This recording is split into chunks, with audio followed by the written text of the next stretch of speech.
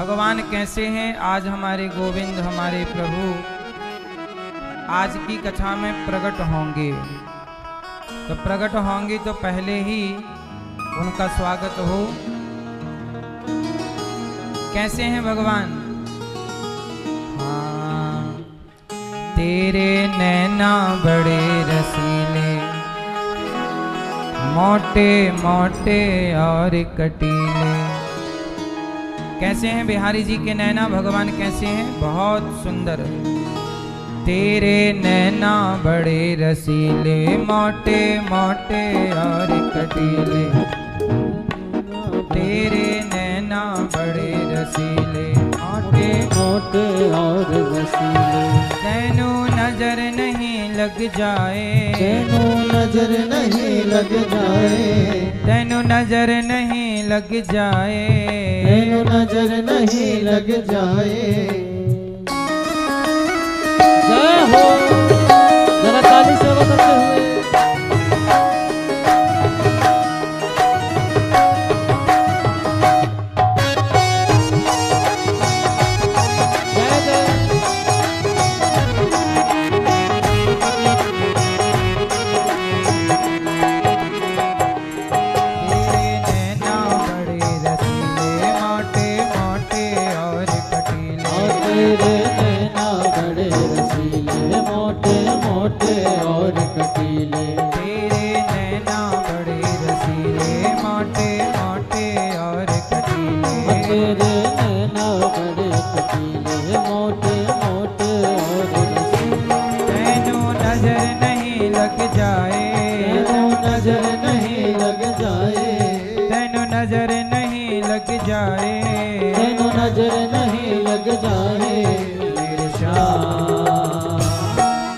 मेरा सांवरा सलोना घनश्याम, मेरा सांवरा सलोना घनश्याम, मेरा सांवरा सलोना घनश्याम,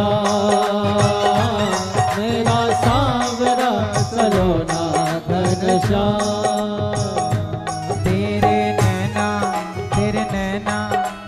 नैना बड़े रसीले, मोटे मोटे और कटीले। तेरे नैना बड़े रसीले, मोटे मोटे और कटीले। तैनू नजर नहीं लग जाए, तैनू नजर नहीं लग जाए, तैनू नजर नहीं लग जाए, तैनू नजर नहीं लग जाए। मेरे श्याम मेरा सांवरा सलोना घनश्याम, मेरा सांवरा सलोना घनश्याम, मेरा सांवरा सलोना घनश्याम।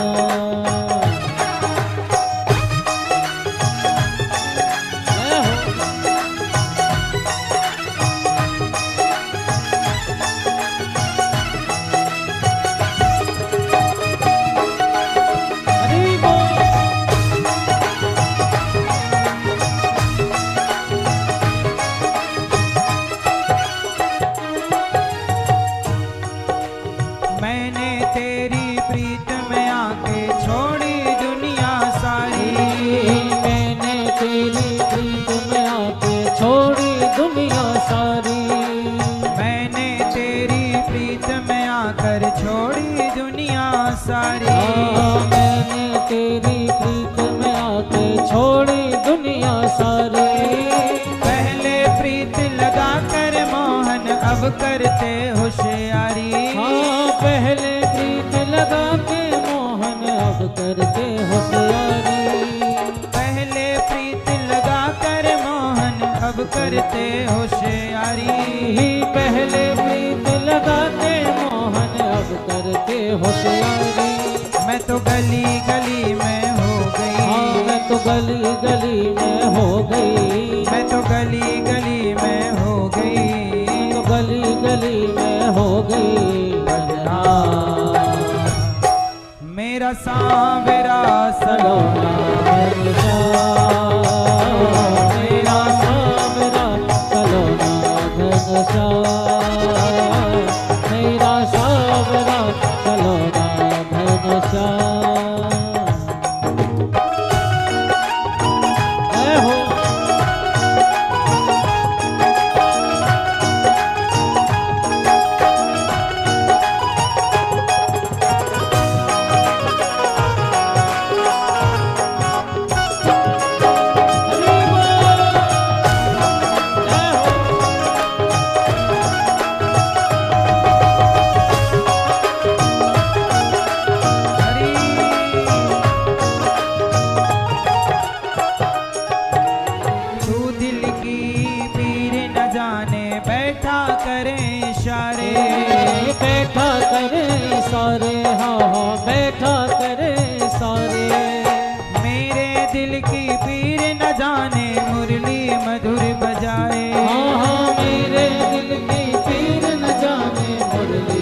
मधुर बजावे, सुन मुरली की ये ताने, सुन मुरली की ये ताने, सुन मुरली की ये ताने, हाँ धन मुरली की ये ताने, निकले प्राण मेरा सांवरा सलोना घनश्याम, मेरा सांवरा सलोना घनश्याम। भगवान का नाम कैसा है? मैया क्या आप हमें बता सकते हैं कि भगवान के नाम को लेने का क्या फल है? यदि पापी से पापी भी धोखे से भगवान का नाम लेता है तो वह मोक्ष का अधिकारी हो जाता है। कलयुग केवल नाम आधारा। इसलिए कहता हूं कि काम खूब करिए, पैसे खूब कमाइए, आप अपना कार्य करिए, अपना लक्ष्य जो है प्राप्त करिए, पर काम करते समय नाम जप करते रहिए। जब टाइम मिल जाए तो चलते फिरते भी आप श्रीमन नारायण श्रीमन नारायण। अजामिल नाम के एक पंडित जी थे, अपनी पत्नी को छोड़कर एक वैश्या के चक्कर में पड़ गए। उससे 10 पुत्र पैदा किए। सबसे छोटे का नाम रख दिया नारायण। और जब अजामिल के मृत्यु का टाइम आया, 88 साल के हुए, तो उन्होंने मरते समय अपने पुत्र को बुलाया। अजामिल ने, बेटा नारायण। बेटे ने तो नहीं सुना। भगवान ने कहा कि जाओ, कोई पुकार रहा है। पार्षद लोग आए, यमदूतों से कहा कि चलो छोड़ दो इसे, ये हमारा भक्त है। यमदूतों ने कहा कि इसने तो जीवन भर पाप किया है, ये भक्त कब से हो गया? बोले अभी अभी इसने नारायण नाम बोला है। बोले नारायण नाम तो इसके बेटे का है। बोले बेटे का नाम भले है, पर बेटे से पहले ये नाम भगवान का है। नारायण नाम तो भगवान का है, इसलिए इसका उद्धार होगा। और उद्धार करने के लिए उस पापी अजामिल का भगवान के पार्षद गण आए। कहा भैया तुझे नरक जाना था, बहुत कष्ट प्राप्त होना था, पर तूने भगवान का नाम ले लिया, इससे तेरा नरक रुक गया, अर्थात नरक जाने से तू बच गया। अब चल तू भगवान का नाम चिंतन कर। अजामिल ने बची हुई आयु में पूरा भगवान नाम चिंतन किया और अजामिल का मोक्ष हुआ। इसलिए कहता हूं कलयुग है, लाभ ले लीजिए। अच्छा, दूध फट जाए तो क्या करना चाहिए? हैं? दूध फट जाए तो क्या करना चाहिए?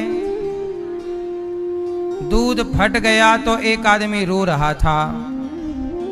क्यों रो रहा? क्योंकि उसको पनीर बनाना नहीं आता। दूध फट जाए तो वही लोग रोते हैं जिनको पनीर बनाना नहीं आता।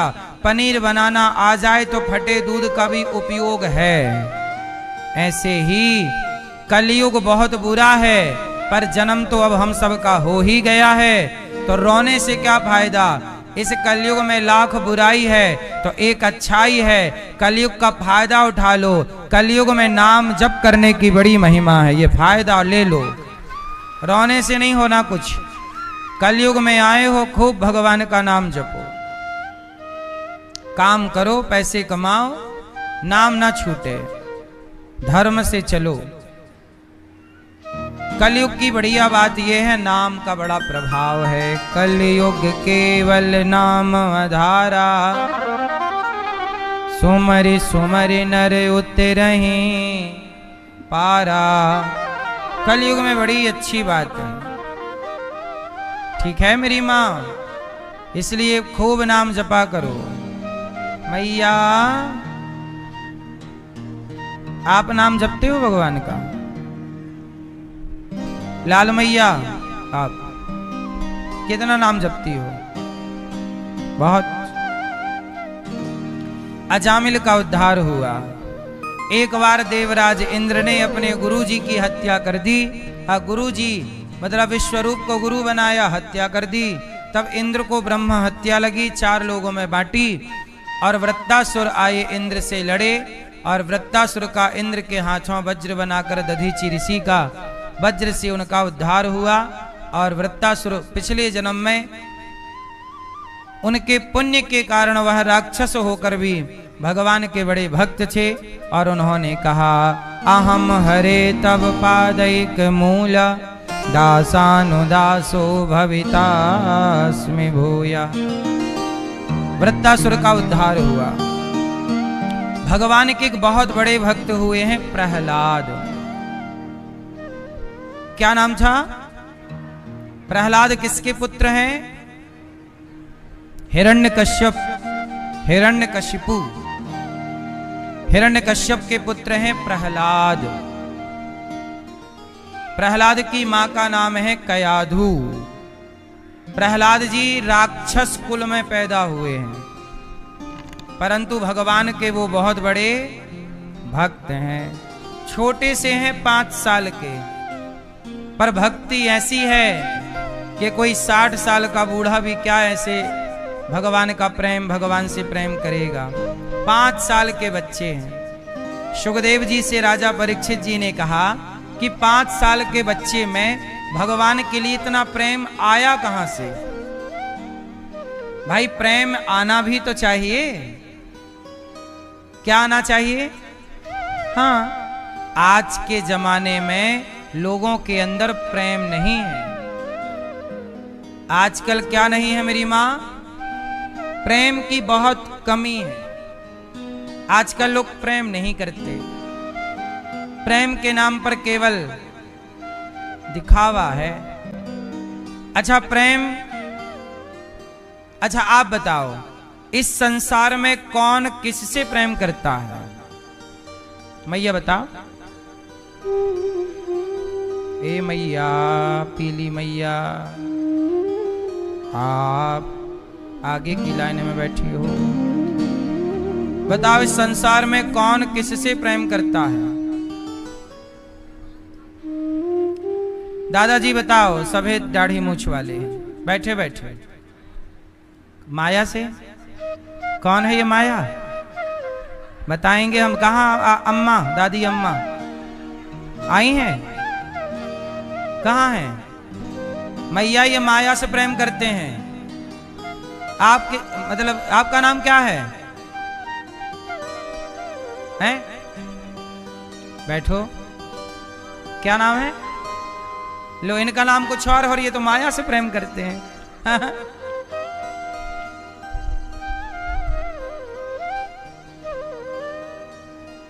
इस संसार में कौन किससे प्रेम करता है? दादाजी बताओ आप, कौन किससे प्रेम करता है? हैं? पीछे वाले भक्त बताएंगे कौन किससे प्रेम करता है। कौन किससे? बताओ। ए पीली मैया, ओ पंचायती मैया, हो गई पंचायत? पीछे वाली मेरी मां, बताओ कौन किससे प्रेम करता है? कौन बताएगा? जो बताना चाहे हाथ उठाए। हाँ बताओ, कौन किससे प्रेम करता है? हाँ, इस संसार की सत्यता यह है कि कोई किसी को प्रेम, कोई आपसे प्यार क्यों करेगा? कोई किसी से प्रेम नहीं करता। मैया सच बात है कि गलत है?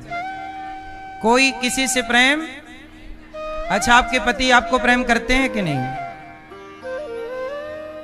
पीली मैया, आपके पति आपको प्रेम? अभी तो आप कह रही थी कोई नहीं करता किसी से। मैया ने बदल दी। हाँ करते हैं मेरे पति, थोड़ा सा करते हैं।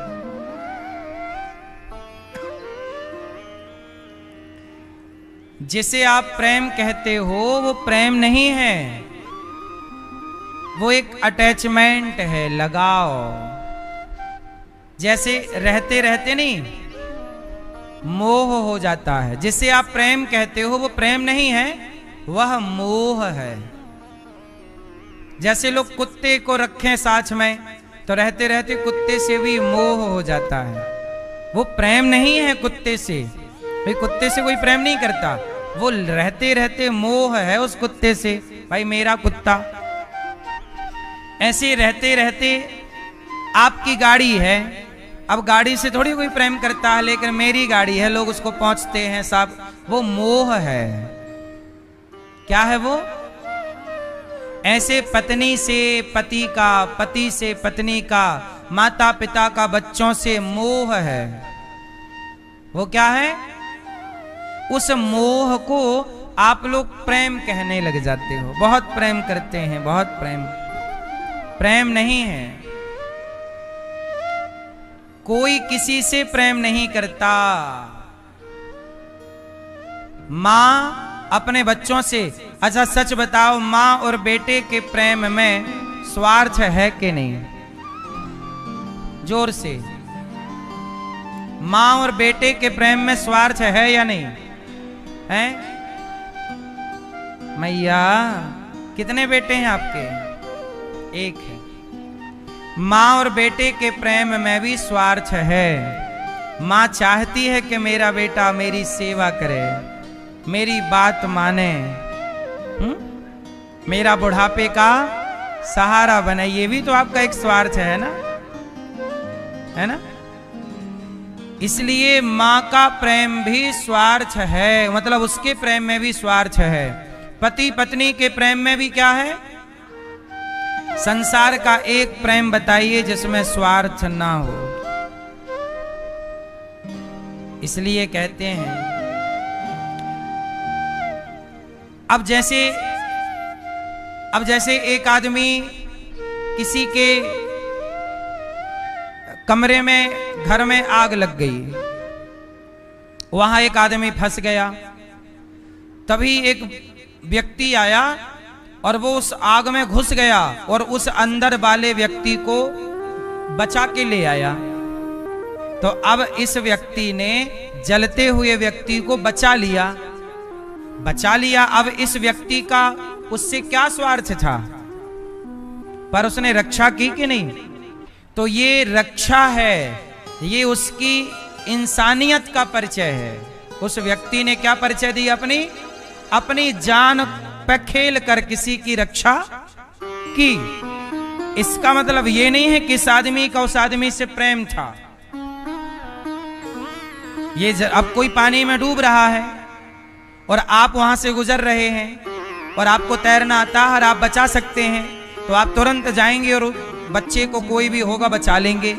तो आपका उससे प्रेम नहीं है, लेकिन आपने अपनी इंसानियत का परिचय दिया।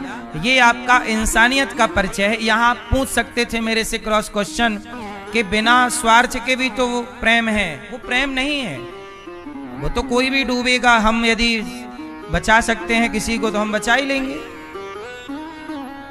तो ऐसा है, आप भी बचा ही लेंगे किसी को। तो वो क्या है? वो आपकी जिम्मेदारी है। एक अच्छे इंसान का परिचय है। आप एक अच्छे व्यक्ति हैं, आप एक अच्छे इंसान हैं जो दूसरों के बारे में भी सोचते हैं। लेकिन यहां प्रेम का कोई लेना देना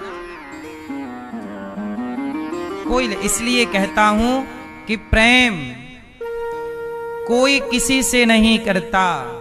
जिसे आप प्रेम कहते हो वो मोह है। आप अपने पति से प्रेम करती हो मेरी मां? वो प्रेम नहीं है। पति कुछ ना कमाए, घर में बैठा रहे तो आप चार ताने मारती हो। निठल्ला बैठा रहता है, काम धाम कुछ करता नहीं।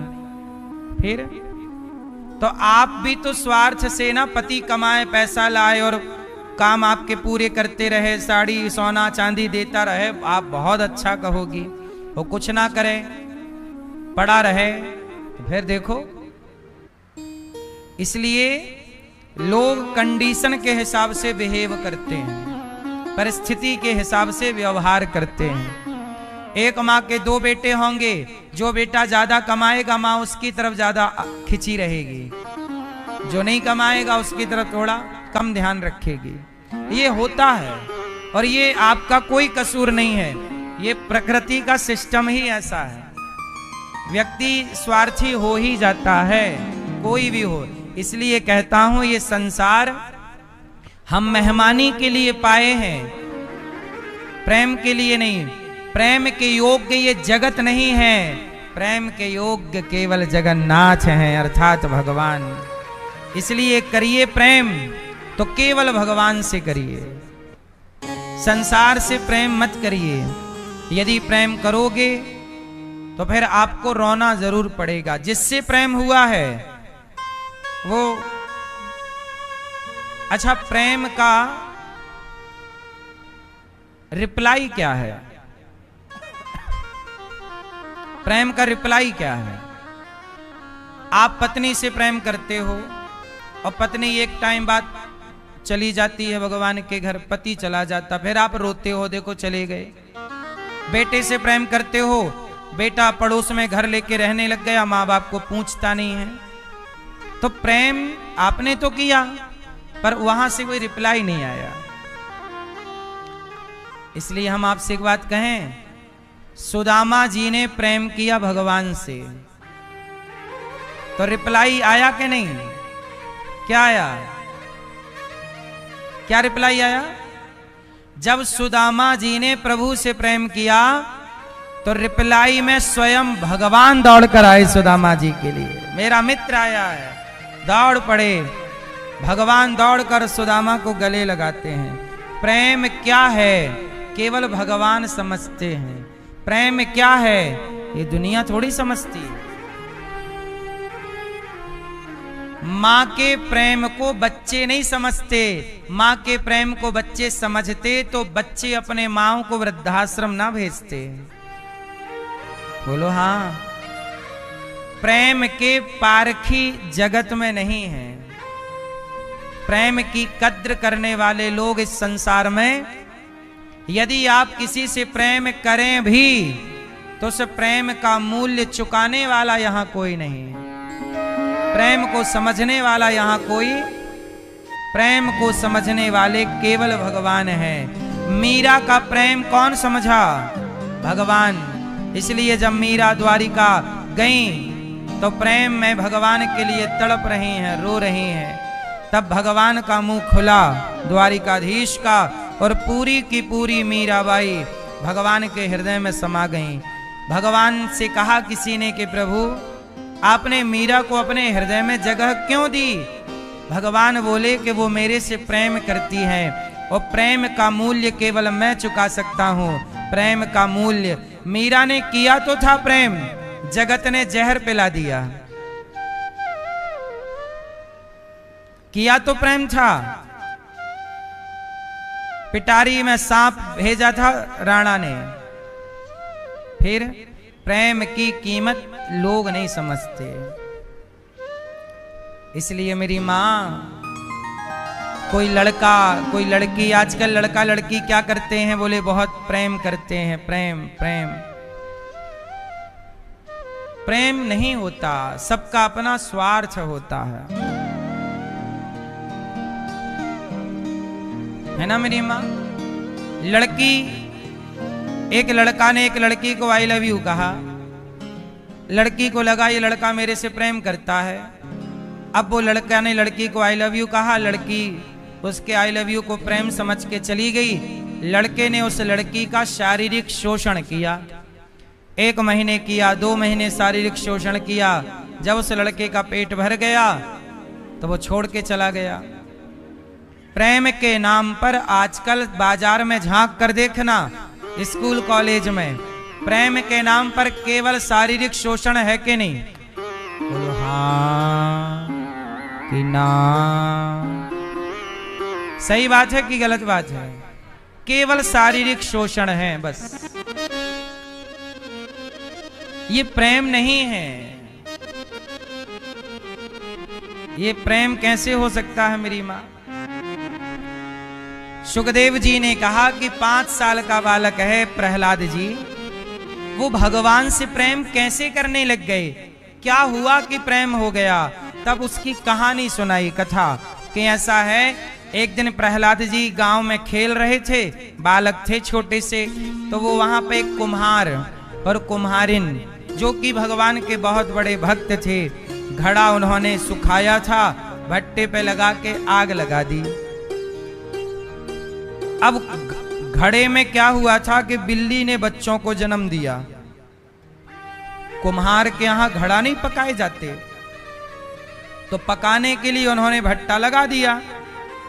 अब आग लगाने में 2-4 दिन लेट हो गए, रोज जमा रहे हैं इसके ऊपर फिर इसके ऊपर, ऐसे टाइम लगता है।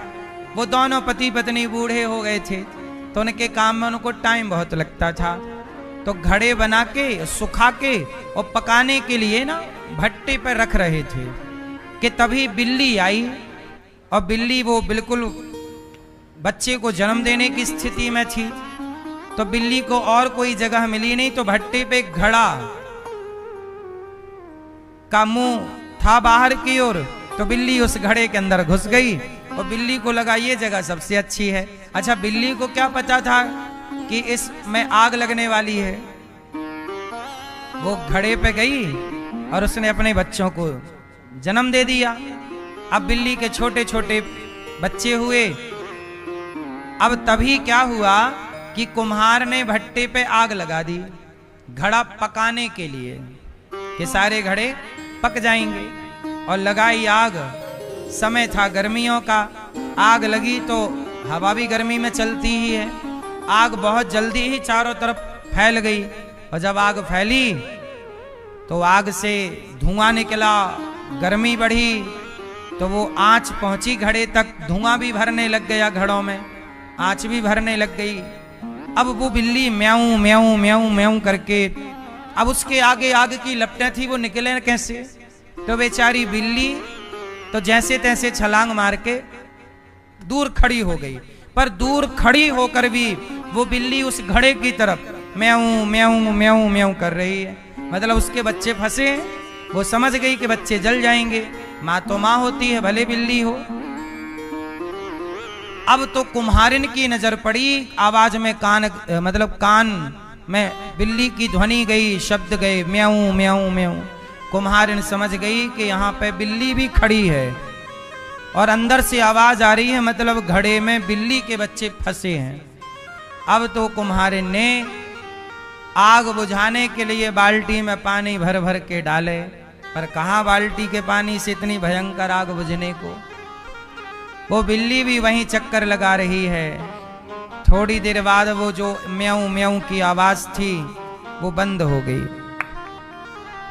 और जब आवाज बंद हुई तो कुम्हारिन और कुम्हार दोनों भगवान से बोले कि हे प्रभु, आज हमसे बहुत बड़ी हत्या हो जाएगी इन हाथों से, बिल्ली के बच्चे मर जाएंगे।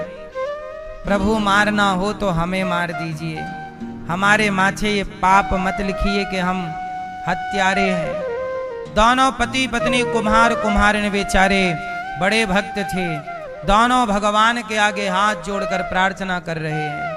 बहुत लोगों ने आग बुझाई पर आग बुझी नहीं, आग तो अपने ढंग से जलती रही। सारे घड़े लगभग पकने को आए, घड़े पक गए, लाल हो गए।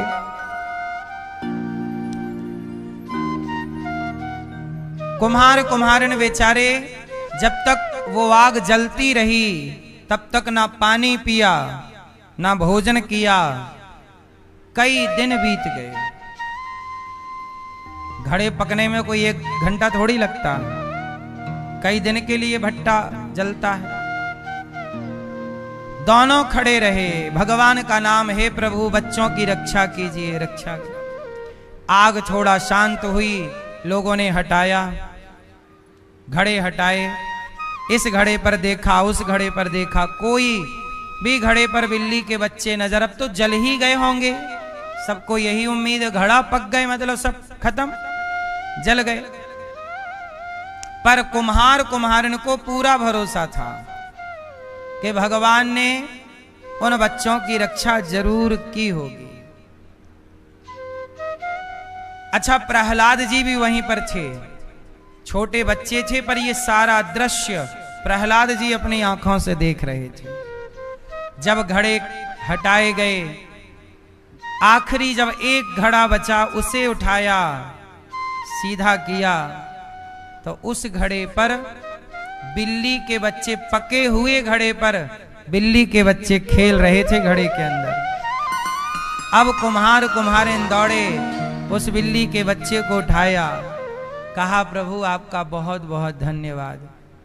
अब प्रहलाद जी ने इस दृश्य को देखा कि गजब हो गया, ऐसे कैसे संभव है कि आग में कोई जले ना। तो प्रहलाद जी आए कुम्हारिन और कुम्हार के पास, हाथ जोड़ के बोले माता आप लोग कौन हो? कुम्हारिन बोले राजकुमार जी हम तो आपके राज्य के, आपके गांव के छोटे से महाराज के नौकर हैं, घड़ा बनाते हैं। तो आप ये बताइए कि ये आग में वो बिल्ली के बच्चे क्यों नहीं जले, ये कैसे संभव है? तब कुम्हारिन ने कहा कि बेटा प्रहलाद, मां के पेट में बच्चा भी तो रहता है, बच्चे को पानी में डाल दो मर जाता है, बच्चे को पानी में डाल दो मर जाता है, पर मां के पेट में गर्भ में वो पानी की थैली के अंदर ही तो रहता है 9 महीने। क्यों? स्त्री के गर्भ में एक थैली के अंदर पानी भरा रहता है और उस पानी के अंदर ही बच्चा रहता है। सही है कि गलत है? तो जब पानी में बच्चा मर जाता है तो पेट में तो 9 महीने पानी में ही था, मरा क्यों नहीं? तब प्रहलाद जी को कुम्हारिन मां ने बताया कि बेटा परमात्मा भगवान चाहें तो किसी को कहीं मरने नहीं दे सकते, और यदि वो चाहें तो कोई कहीं भी मर सकता है, बिस्तर पर लेटे लेटे मर सकता है, खड़ा खड़ा गिर जाए। प्रहलाद जी ने कहा माता ये भगवान कौन है? कहा कि बेटा जिसने ये संसार बनाया है, जिसकी मर्जी से हम सांसें ले रहे हैं, तुम सांसें ले रहे हो, तुम कितने साल इस धरती पर रहोगे ये तुम तय नहीं करते, ये भगवान तय करते हैं। अनिरुद्धाचार्य इस संसार में कब तक रहेगा बताओ, कौन तय करेगा? भगवान तय करेंगे। तो मेरे मालिक कौन हुए? भगवान, जो ये तय करते हैं कि मैं कितने साल इस संसार में रहूंगा, मैं इस संसार में किसकी मर्जी से आया? भगवान की। वही तय करेंगे मैं कब तक रहूंगा, वही मेरे पालनहार हैं, वही मेरे माता पिता हैं। प्रहलाद जी बोले माता तो ये बताओ कि क्या मेरे भी माता पिता भगवान ही हैं? प्रहलाद जी तो बालक है ना 5 साल के। हाँ बेटा, सबके माता पिता भगवान होते हैं, भगवान ही सबके पालनहार होते हैं। उनकी मर्जी के बिना इस संसार में ना कोई आता है और ना तो इस संसार से उनकी मर्जी के बिना कोई इस संसार में आएगा तो ईश्वर की डायरी में एंट्री करके ही आएगा, और जाएगा तो ईश्वर की डायरी में एंट्री प्रभु आ गया तो भगवान देखेंगे गया था 2000 में गया, आ गया 2020 में, चल भाई 20 साल में आ गया, कोई 25 साल में आया, कोई 50 साल में लौटा, कोई 100 साल में लौटा। तो भगवान के यहाँ हिसाब देना पड़ता है। तू 50 साल रहा संसार में? हाँ हाँ प्रभु मैं 50 साल रहा, चल ला हिसाब दे। अब जैसे ये अनिरुद्धाचार्य जाएगा तो भगवान मेरे से भी मांगेंगे, चलो भैया आ गए? हाँ प्रभु आ गए, चलो लाओ हिसाब लाओ। तो मैं हिसाब दूंगा भगवान को, प्रभु मैंने अपने जीवन में जो भी आपने उम्र दी 25-50 साल जो भी ईश्वर देंगे, उस उम्र में मैंने क्या क्या किया, मैंने कितना पाप किया, कितना पुण्य किया, कितनों का दिल दुखाया, पूरा हिसाब मुझे किसे देना होगा? पूरा। आप लोग भी अपना हिसाब तैयार रखिएगा। मेरी माँ, जो तुम सास से लड़ती हो, जो तुम बहू से लड़ती हो, बेवजह तुम एक दूसरे को गाली देती हो, अपमान करती हो, पत्नी से लड़ते हो, पति से लड़ते हो, कपट करते हो, छल करते हो, ये सब भगवान कहेंगे क्या जरूरत थी? तूने जेठानी के बेटों से कपट किया, देवरानी के बेटों से छल किया, तूने इतने रुपया के लिए उस आदमी को झूठ बोल दिया था, तूने भ्रष्टाचार किया, 100 रुपए लेके तूने उसका काम किया था। ये पूरा हिसाब ईश्वर को देना होगा। फिर भगवान पूछेंगे क्या जरूरत थी ये सब कमा के लाए हो? यही आपकी कमाई है। ये आपकी क्या है भैया? आप झूठ बोलते हो भैया? ये पीछे वाले सफेद शर्ट के बगल वाले, हाँ बताओ, आप झूठ बोलते हो? बैठे बैठे, खड़े नहीं होना, बैठे। झूठ बोलते हो, छल करते हो, शराब पीते हो, गुटखा, सिगरेट, शादी हो गई, माँ बाप की सेवा करते हो। आप जो जो करते हैं, आपने यदि किसी को धोखा दिया, वो पाप आपका साथ कभी ना छोड़ेगा। ईश्वर की डायरी में सब कुछ नोट रहेगा। भगवान जब मेरे से पूछेंगे अनिरुद्धाचार्य तू क्या करके आया है, तो मैं कहूंगा कि प्रभु मैंने आपका दिया जीवन, मैंने इस जीवन को शराब पीने में, गुटखा खाने में खर्च नहीं किया, मैंने इस जीवन को माताओं की, समाज की सेवा करने में खर्च किया है। बेसहारा माओं का सहारा बनने में, हजारों लोगों की अन्नदान की सेवा में, गायों की सेवा में, विद्यालय बनवाकर बच्चों की शिक्षा में सहयोग किया है, पढ़ाया लिखाया बच्चों को। मरने से पहले मैंने सारे अच्छे काम करना है, क्योंकि यही हिसाब ईश्वर को देना है। अच्छे कर्मों के बल पर हमारी मुक्ति, हमारा मोक्ष तय होता है। इसलिए कहता हूं मेरी मां, हिसाब तो आपको भी देना पड़ेगा। मैया हिसाब चेक करने लग गई मोबाइल में, नहीं?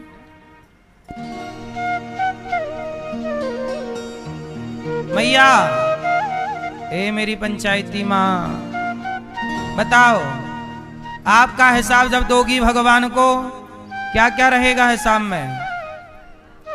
मैया, बहू से लड़ती तो नहीं हो? हैं?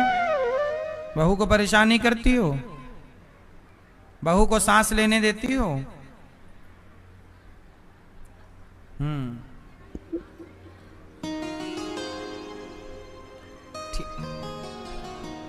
सोने देती हो बहू को 10 बजे तक? सही है। तो मेरी मां, ईश्वर को जब हिसाब दो तब आपका सर नीचे ना हो जाए, थोड़ा ठीक ठीक हिसाब देना है। प्रहलाद जी को कुम्हारिन माता की बात सुनकर भगवान पर अटूट विश्वास हो गया कि हाँ, इस संसार में हमारे सर्वे सर्वा भगवान हैं। अब तो प्रहलाद जी बस दिन भर श्री हरि श्री हरि, श्रीमन्नारायण श्रीमन्नारायण, दिन भर नाम जप करते हैं। एक दिन हिरण्यकश्यपु ने कहा, बालक यहाँ ये तू क्या नाम जपता है? प्रहलाद जी बोले, पिताजी आप भी कहो, श्रीमन्नारायण श्री हरि श्री सीतारामचंद्र भगवान की जय। हिरण्यकश्यपु बोला, ये तू क्या जप रहा है? विष्णु विष्णु विष्णु, ये मेरा शत्रु है। प्रहलाद जी बोले, पिताजी भगवान कभी किसी के शत्रु नहीं होते। अच्छा, हिरण्यकश्यपु भगवान को अपना शत्रु क्यों मानता था? क्योंकि हिरण्यकश्यपु के एक भाई थे बड़े, नाम था हिरण्याक्ष, उनको वाराह भगवान ने मार डाला था।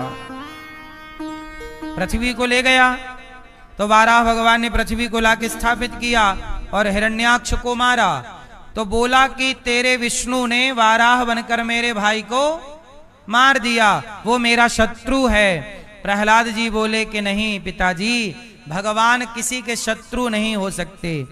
आपके भाई ने गलत कर्म किया तो प्रभु ने उसके गलत कर्म का केवल दंड दिया। परमात्मा तो वही करते हैं आप अच्छा करोगे अच्छा मिलेगा, बुरा करोगे। भगवान दंड भी तो देते हैं ना। अब देखो लंका में रावण था, रावण को दंड दिया, मार डाला, और लंका में विभीषण था, विभीषण को गले लगाया। बोलो हाँ, विभीषण को गले लगाया और रावण को क्यों? जो जस करही सो तस फल चाखा।